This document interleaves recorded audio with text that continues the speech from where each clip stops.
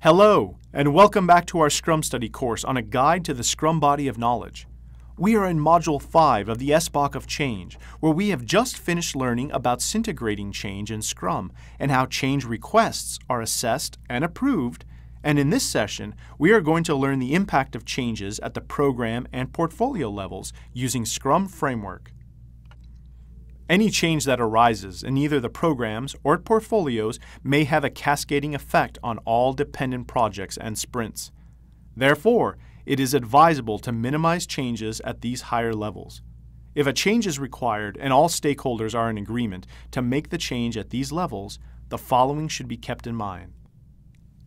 In Portfolio, it is not recommended to make changes in between two Portfolio Backlog Meetings. If the change is minor, the portfolio product owner should secure approval from the relevant stakeholders and then add the requirements to the portfolio backlog. Product owners of the program and project will consider those requirements for inclusion in future sprints. If the change is major, the portfolio efforts, along with the associated programs, projects, and sprints need to stop, and a portfolio backlog meeting should be conducted to determine next steps. In Program, it is not recommended to make changes in between two program backlog meetings. If the change is minor, the program product owner should secure approval from the relevant stakeholders and the portfolio product owner, and then add the requirements to the program backlog.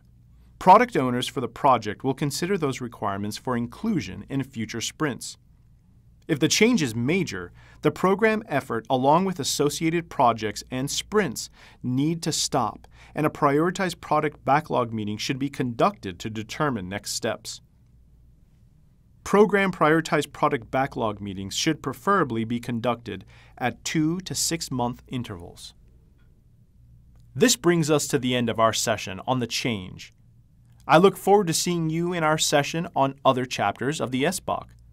Until then, goodbye, and thank you for learning with us.